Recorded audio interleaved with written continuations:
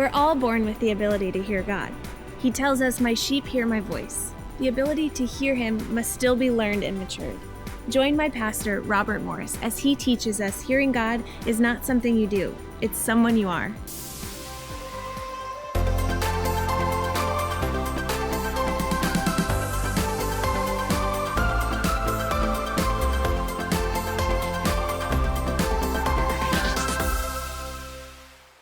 So I want you to turn to John chapter 10.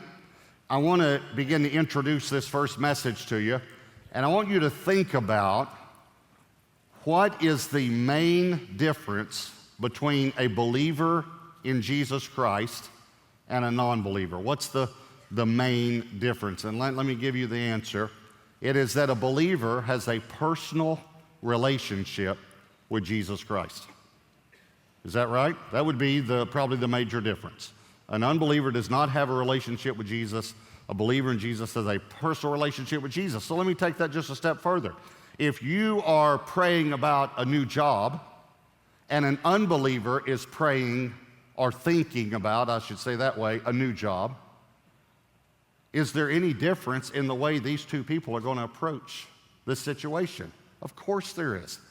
Because the unbeliever gathers facts and tries to make the best decision he can, but the believer gathers facts and asks God what his will is. And God can lead you. And wouldn't you rather make decisions based on God's knowledge than on yours? Because God knows if the company interviewing you is going to go out of business in a year. But if you have a thought that God doesn't speak anymore, I really don't mean this condescending, I mean it the way I'm saying it, I feel so sorry for you. That you have a personal relationship with someone who never speaks to you. I don't know how personal that is. Let me make this statement to start the series. Hearing God is not something you do. It's someone you are. And if you don't understand that, you may not understand the concept of hearing God. So it's not something you do. It's someone you are. So here's the title of the first message, and granted it's a little different, but the title is, I'm a Sheep. Okay, John chapter 10, Jesus is contrasting himself as the good shepherd with the thief, the robber, who is Satan, all right?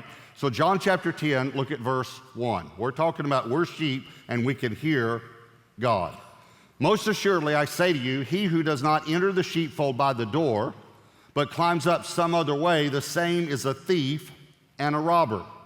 But he who enters by the door is the shepherd of the sheep. To him the doorkeeper opens, now watch this carefully, and the sheep, watch, hear his voice. Can you just say those three words? Hear his voice. It does not say sense his impressions. And I'm not saying that God doesn't give us impressions.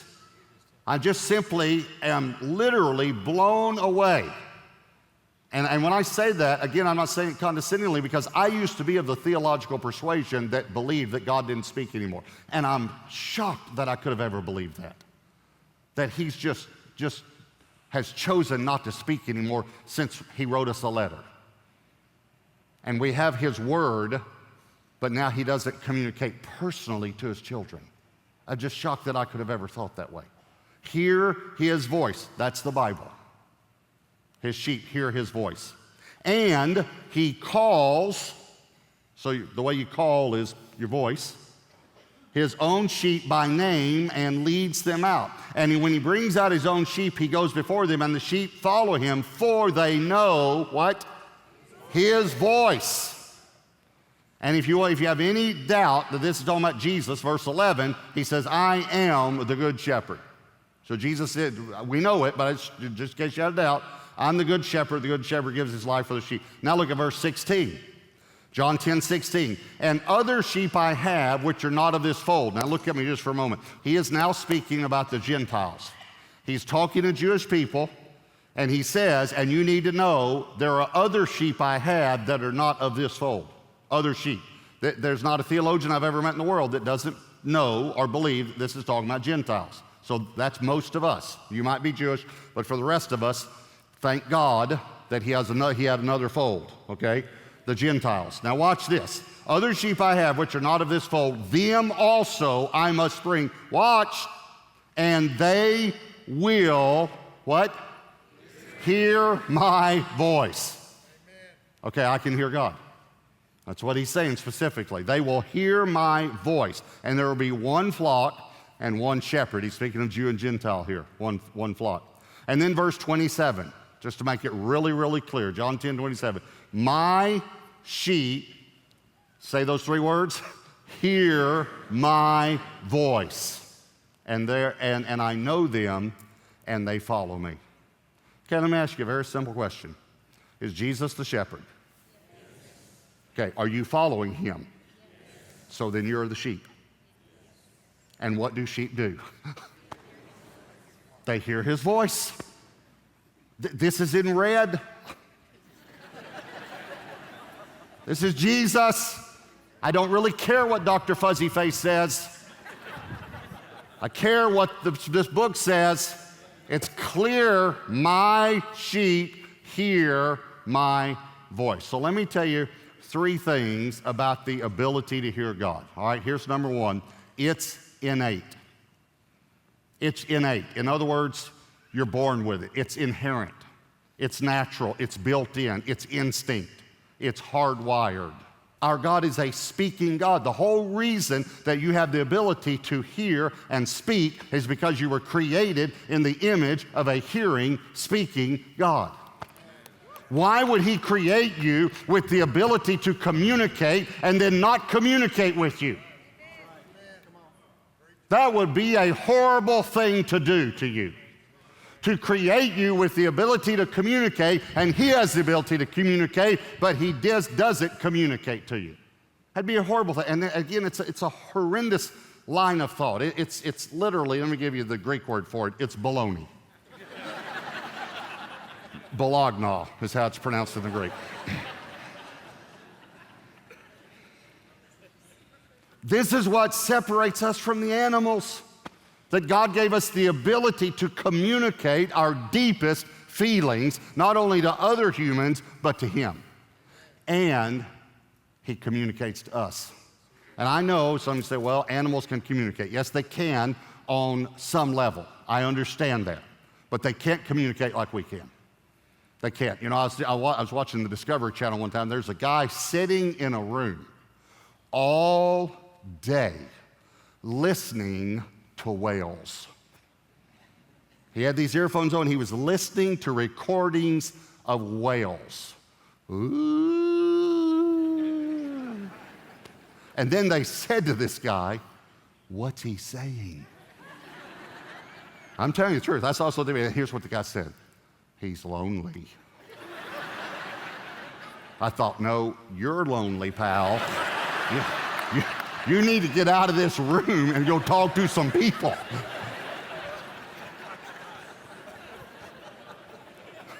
Just do an experiment. If you have a dog, go home and talk to your dog. But say, here's what I want you to say. I want you to say it like this. You're so stupid. Yes, you are. You're the stupidest dog I ever saw, yes. And just watch that dog just wag his tail. And just think you paid him the biggest compliment. And then, I'm just thinking about animals again. Why do dogs bark at night? Has anyone figured that out? All night. All night. Row, row, row, row, row, row, row, row, row, row, row, row, row.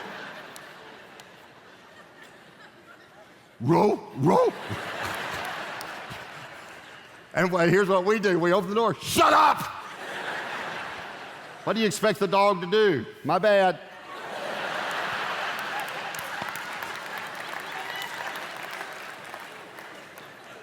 I've always tried to figure out, what are they saying? You know, I'm trapped in the backyard. Help, help, help, help, help, help, help. And then the neighbor dog joins in. Help him!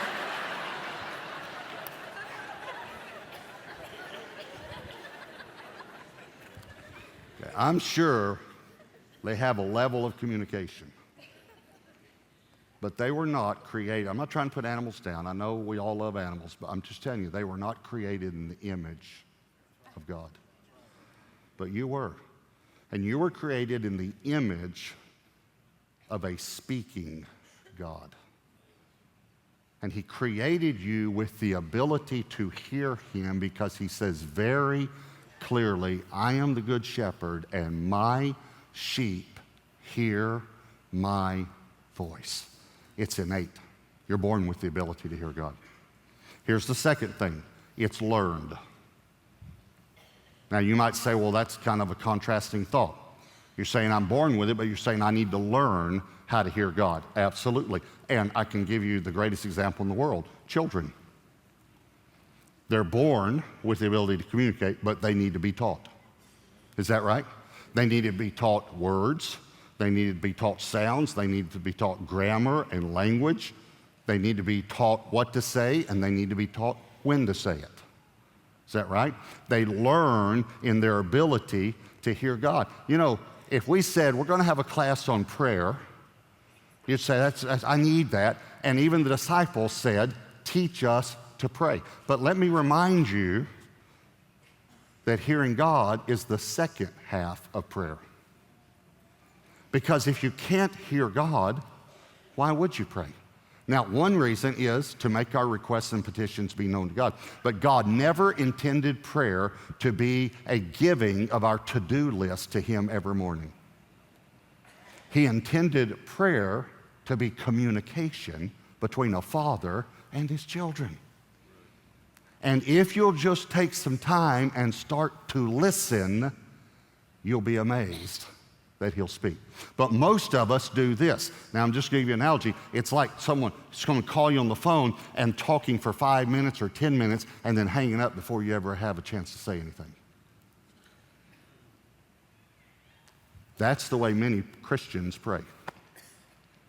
God, I need this, need this, need this, need this, need this. Got to go. And God's thinking, would you like to hear what I have to say about that? Now, listen to me. Hearing God is not is not dependent upon knowledge or depth or wisdom. It's simply dependent upon being taught, because we all need to learn. Children need to learn. So it's innate, it's learned. Here's the third thing I want to tell you about the ability to hear God. It's matured. So the ability to hear God is innate, the ability to hear God is learned, and the ability to hear God is matured. Okay, let's think about children again. Do children need to mature in their communication skills? Okay, let me give you some examples just to help remind you. Children, before they're taught, will say things that you're not supposed to say. Man, are you fat? How old are you, Grandma? Okay, we don't ask Grandma how old she is. You just have to teach them. We're talking about maturity. Let me tell you a few philosophies of hearing God that are immature, okay? One is a message a minute. Now I'm using Dallas Willard's phrase here. Dallas Willard was a great theologian, went to be with the Lord in 2013, wrote a book called Hearing God, and it's a great book. But he talked about this, a message a minute. These are the people that tell you, they hear God like 300 times a day. You know, you be in the restaurant, they'll say, God just told me not to put salt on my food. And you feel like saying, you could have read the article in Reader's Digest last month and, too. Okay. And let me ask you this. Do you want God to have to tell you everything to do? Now, does God want to communicate with us on a regular basis? Yes, but for fellowship, not for instruction alone. I mean, let me say it this way. What parent here wants to have to tell your children everything to do, even when they're in their 40s? Wouldn't you like them to grow up and learn how to make wise decisions? Certainly. Okay, I'm simply saying that God does speak, God can speak all day long to you, but the person that gets a word from God every minute, that's probably not the best philosophy to have, okay? So one's a message a minute. Here's the second way that philosophy is that I believe needs to be matured, is the point and hope philosophy. These are the people that I open my Bible, close my eyes, point it, and I hope I hear God, right? I hope I'm not in the begats. That's what I hope. Okay, now, I'm not saying that you can't open your Bible and it falls to a place that God speaks to you. But that's obviously He can, and He can easily do that out of, 1,187 chapters, 31,103 verses, okay? God can do that. That's not hard for God. But I'm just saying I wouldn't do that on every decision, okay? I actually have a friend of mine who was, this is true, he's a member of this church, in business, and his business was struggling.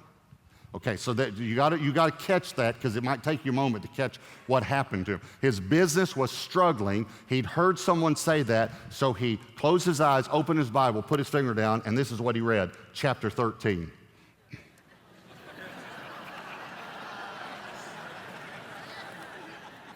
Now, that's not the word you want from God when you're asking God about the future of your business, okay?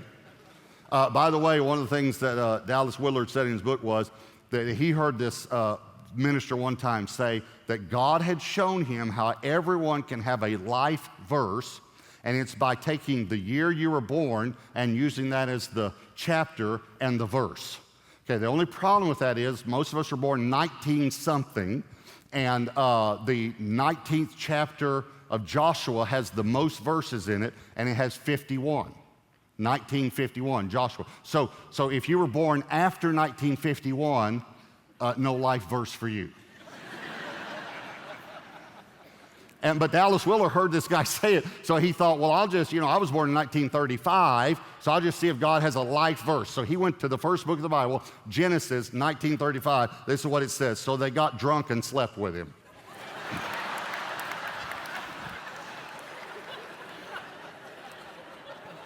That was his life verse. Okay, so I don't believe in that philosophy. I think you ought to mature from the point and hope philosophy. Here's the last one, the que sera, sera philosophy. Que sera, sera, they really don't know whether the guy took it from Spanish or Italian. It's close to each language, but doesn't really work in either language. But the American who wrote it thought it did. But what it means is whatever will be, will be. Doris Day singing. How many of you remember Doris Day singing? Okay, we're going to have to get some younger people in the church. Okay. So, I do too, I remember, okay, but it's whatever will be, will be. Okay, that's not a good philosophy about hearing God. What it basically means is whatever I choose, that's just God's will. But it's not God's will. Your choice is not always God's desire for your life. So we need to mature to the place where we can hear God's voice and make the right decision. So I want to give you an example of what just happened just a couple months ago, and I haven't told you this. I've been waiting. I just thought about it with this series, and I thought, wow, what a great example of God speaking and why God speaks. This is let me show you. This is the last Christmas card that we sent. A picture of my family, and so you can see there on your right is my oldest son Josh, his wife Hannah, Grady, and Willow. Debbie and I in the middle there, and then on your left, Ethan, my son-in-law, and Elaine and their two daughters. And you can kind of tell Ethan is my son-in-law.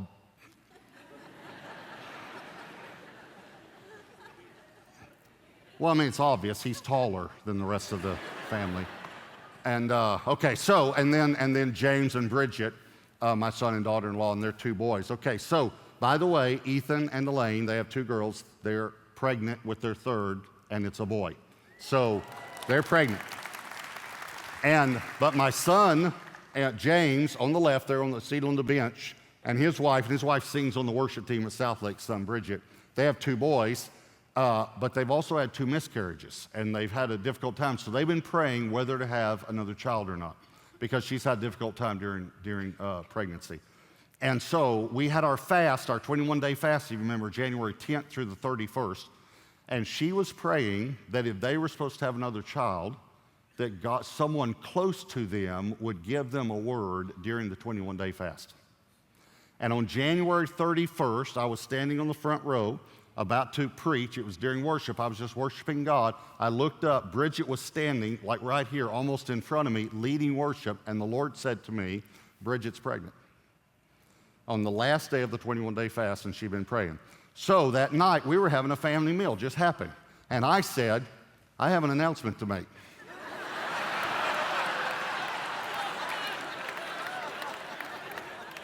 Well, I did.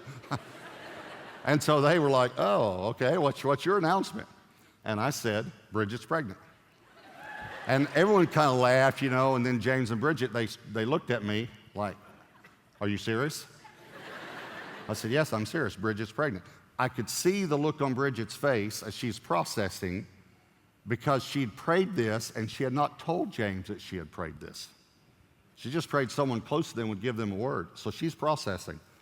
And so then James said, well, she's not pregnant. I didn't say that she's not pregnant. It's impossible. She's not pregnant. And I said, well, say whatever you want. I'm telling you, the Lord said she's pregnant.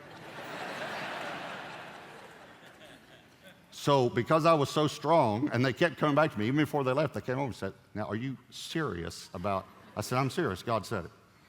So they went to the doctor, and the doctor said, well, you're not pregnant.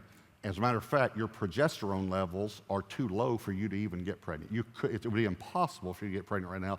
And that's why she miscarried twice, is because her progesterone, a hormone that your body should produce, was not being produced at the level it should be. And so that's why she miscarried twice.